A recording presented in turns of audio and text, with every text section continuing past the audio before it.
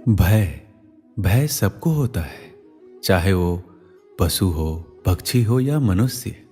वास्तविकता में मनुष्य भय को अपने साथ लेके ही जन्म लेता है। तो इस भय से भय कैसा? यदि भय बुरा भाव होता तो क्या इसे हम अपने साथ लेकर जन्म लेते? वास्तविकता में भय हमें आगे बढ़ने के लिए प्रेरित करता है। अब देखिए, जीवन जीने का भय आपसे स्वयं की सुरक्षा करवाने का प्रयास करता है। अपमान का भय सदाचार की ओर बढ़ाता है। किसी प्रिय को खो देने का भय उसके लिए कर्तव्य पालन करने की प्रेरित करता है। किंतु ये भय बुरा तब हो जाता है जब आप इसे अपने ऊपर हावी होने देते हैं, इसके लिए कुछ प्रयास नहीं कर पाते। इसलिए यदि इस भय को उपयोग में लाना है, आपको स्वयं इस भय के ऊपर हावी हो जाना पड़ेगा। तो तोड़ दीजिए भय की सीमाएं। अपनी आत्मा को छोड़ के किसी और के समक्ष सर मत झुकाइए। और स्मरण रखिए, जब अंधकार से डरना छोड़ दोगे तभी दीपक बनकर प्रकाश दे पाओगे। श्री कृष्ण कहते हैं, जिनके अंदर डर स्वाभाविक है उनको अपने दिमाग और मन को एक बात समझानी होगी। अगर मुझे अच्छी जिंदगी जीनी है तो मुझे इस डर को जीतना होगा, और इसके लिए मुझे योजना पूर्वक एक के बाद एक कदम उठाने पड़ेंगे। खुद को यकीन दिलाना ही होगा कि वक्त रहते ही खुद को बदलना पड़ेगा। अगर हम नहीं बदले तो वक्त ने बदलने की कोशिश की तो बड़ी तकलीफ होगी।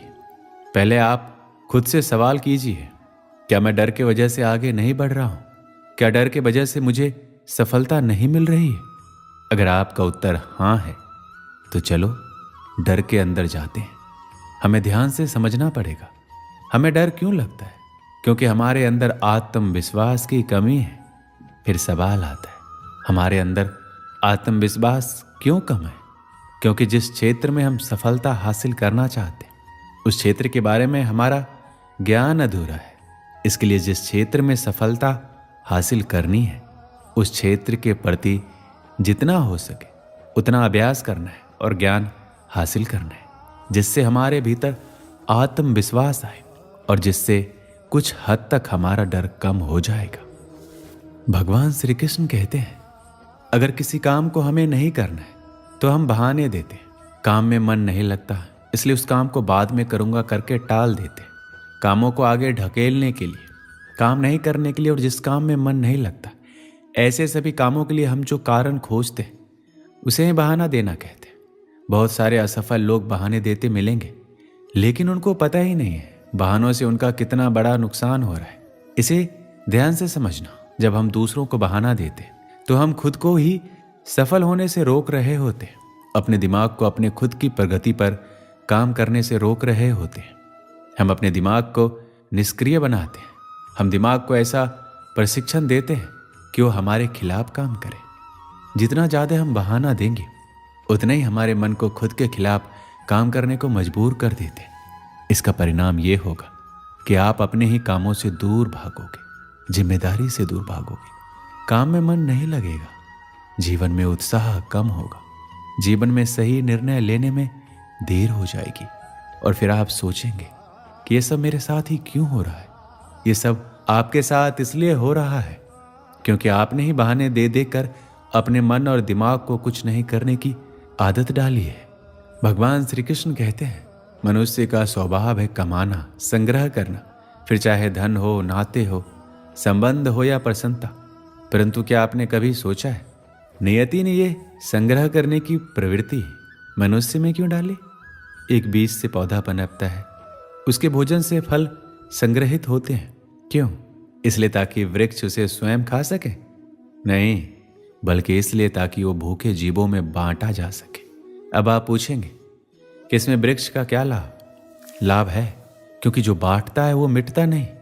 जो फल ये जीव खाते हैं और उसके बीजों को वातावरण में बिखेर देते हैं, जिससे जन्म लेते हैं नए वृक्ष, उसकी जाति, उसका गुण, उसकी मिठास अमर हो जाती है।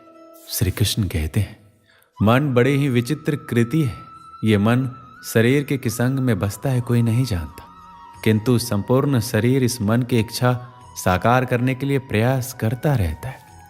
अब यदि मन कुछ खाने का करे तो व्यक्ति उसकी इच्छा साकार करने का माध्यम ढूंढता रहता है। अब यदि मन किसी को शत्रु समझ ले तो व्यक्ति उसे नष्ट करने का हर संभव प्रयास करता है। अब यदि मन किसी से प्रेम करे तो उसकी प्रसन्नता के लिए हर सीमा लांघने के लिए सज्ज रहता है। परंतु जीवन सुखद हो इसके लिए यह आवश्यक है कि मन खाली रहे। भगवान श्री कृष्ण की बांसुरी की भांति भीतर कुछ भी नहीं है, ना राग है ना द्वेष, तब भी स्वर निकलता है। इसी प्रकार मन को भी भावनाओं से मुक्त रखना आवश्यक है। स्मरण रखिए, मन में कुछ भरकर जियोगे तो मन भर के नहीं जी पाओगे। भगवान श्री कृष्ण कहते हैं, मनुष्य की सोच संसार का सबसे गहन या कहो सबसे कठिन भाव है। कब क्या होने के पश्चात ये मन क्या सोच बैठेगा, ये कहना असंभव है। और यही सोच कई बार हमारे मन में हीन की भावना ले आती है। हम सदा हमसे ऊपर की श्रेणी के व्यक्तियों को देखते हैं, उनके जीवन का विश्लेषण करते हैं और फिर स्वयं को हीन समझ लेते हैं। इसके पास इतना धन है, उसके पास कितना बल है और मेरे पास कुछ भी नहीं। मैं कितना हीन व्यक्ति हूँ, संसार के लिए मैं कुछ भी नहीं हूँ। होता है ना ऐसा, किंतु ऐसा नहीं है। आपके पास भी बहुत कुछ है। पलट के देखिए, किसी भूखे व्यक्ति को केवल एक रोटी मिल जाए तो भले ही दूसरों के लिए वो अन्न का दाना होगा, किंतु इसके लिए वो भोज से कम नहीं है। इसलिए जब भी मन में हीन की भावना जागे, अपनों की ओर देखिए, उनकी ओर पलटिए। आपको विश्वास हो जाएगा कि भले आप ये मानते हैं कि संसार के लिए आप कुछ नहीं हैं, कुछ लोगों के लिए आप संपूर्ण संसार है। तो जो आपका संसार है उसमें प्रसन्न रहना सीखिए। हमारे पास अक्सर बहुत लोग आते हैं, कुछ को हम समय देते हैं, कुछ का हम तिरस्कार करते हैं, किंतु तिरस्कार कभी नहीं करना चाहिए। किसी व्यक्ति के आपके पास आने के 3 मुख्य कारण होते हैं, भाव, अभाव और प्रभाव। यदि कोई आपसे प्रेम भाव से आए तो उसे प्रेम दीजिए, सम्मान दीजिए। यदि कोई आपके पास अभाव में आए तो उसकी आवश्यकता को समझिए और जितना हो सके स्वयं से उसकी सहायता कीजिए। और यदि कोई आपके पास प्रभाव के कारण आए तो उसे समुचित सम्मान दें। तो खुद को भाग्यशाली समझे कि कोई आपके प्रभाव में है, किंतु तिरस्कार कभी ना करें। तिरस्कार जन्म देता है कुंठा को, और कुंठा किसी को भी आपका शत्रु बना देती है। इसलिए मित्र बनाइए, आनंद लीजिए और मेरे साथ कहिए राधे राधे। जीवन में समय चाहे जैसा भी हो, अपनों का साथ बड़ा आवश्यक होता है। सुख हो तो बढ़ जाता है, दुख हो तो बढ़ जाता है। अपनों के साथ समय कब बीत जाता है पता ही नहीं चलता, है ना। किंतु सोचिए, यदि आपको किसी ऐसे स्थान पर छोड़ दिया जाए जहां आपका कोई संबंधी ना हो, आपका कोई अपना ना हो, कोई मित्र ना हो, तो क्या होगा। एक एक क्षण कितना लंबा लगने लगेगा। तब तक लगेगा जब तक आप किसी को अपना नहीं बना लेते। अब प्रश्न ये उठता है, आपका अपना कौन है? वो संबंधी जिनके साथ आप रक्त से जुड़े हैं, या वो मित्र जिनके साथ आप बालपन से पले बढ़े हैं, या वो सहकर्मी जिनके साथ आप काम करते हैं? नहीं, अपना वो है जो विपत्ति में काम आए। अपनों की परख समय की कसौटी पर की जाती है। श्री कृष्ण कहते हैं, कभी आपने सोचा है इस संसार में हम सबसे अधिक किससे जुड़े हैं? कोई कहेगा माता पिता, कोई कहेगा मित्र, कोई कहेगा पत्नी, तो कोई कहेगा संतान। नहीं, यदि इस संसार में हम किसी से जुड़े हैं तो वो है समय। समय ही हमारा भूत है, समय ही हमारा वर्तमान है और समय ही हमारा भविष्य। और हम क्या करते हैं? सबसे अधिक जुड़े समय को, सबसे बहुमूल्य संपत्ति को हम नष्ट कर देते हैं। कोई भविष्य के ऊंचे सपनों को बुनता है, कोई बीते कल को कोसता है, किंतु तनिक सोचिए, बीता कल आपके सोच विचार करने से बदलने नहीं वाला। और भविष्य के विषय में सोच विचार करके यदि आप अपना वर्तमान नष्ट कर रहे हैं तो आपका भविष्य भी बीते कल की भांति ही होगा। इसलिए आज के विषय में सोचिए, उसे उत्तम बनाइए। श्री कृष्ण कहते हैं, स्वप्न और लक्ष्य कितने समान लगते हैं। इन दोनों की व्यक्ति कल्पना करता है, इन दोनों को व्यक्ति पाना चाहता है, और ये दोनों पूर्ण तो व्यक्ति स्वयं को भाग्यशाली भी समझता है। किंतु इन दोनों में अंतर है। अंतर ये कि स्वप्न के लिए बिना मेहनत की नींद चाहिए और लक्ष्य के लिए बिना नींद की मेहनत।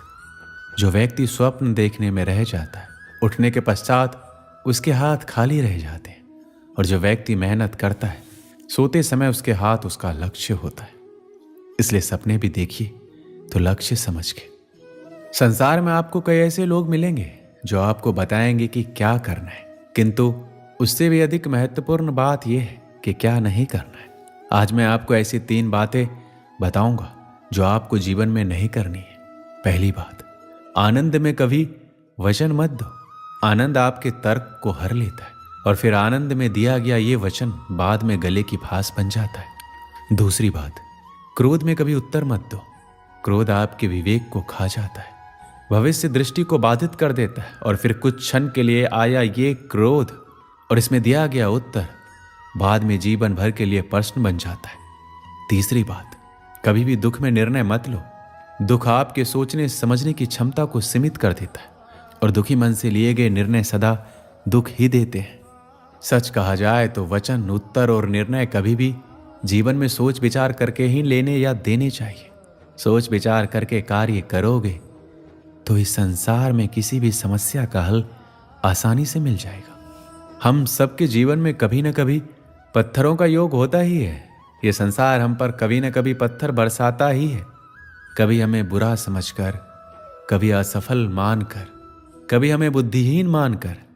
कारण बहुत सारे हैं, किंतु इन पत्थरों से हमें चोट खानी है या नहीं, ये हमारे हाथ में है। या तो आप इन पत्थरों से चोट खाकर आंसुओं से डूबे रह सकते हैं, और यदि आप चाहें तो इन पत्थरों से सेतु बनाकर समस्या का सागर पार कर सकते हैं। निर्णय आपका है।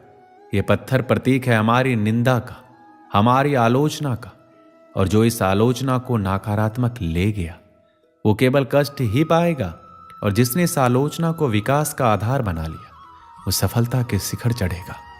इसलिए स्मरण रखिएगा, आलोचना आपका शत्रु नहीं, आपका सबसे बड़ा मित्र है। श्री कृष्ण कहते हैं, अक्सर आपके बड़े बूढ़ों ने आपसे कहा होगा कि यह संसार दुख का मूल है और ईश्वर भक्ति उस दोष से दूर जाने का मार्ग है।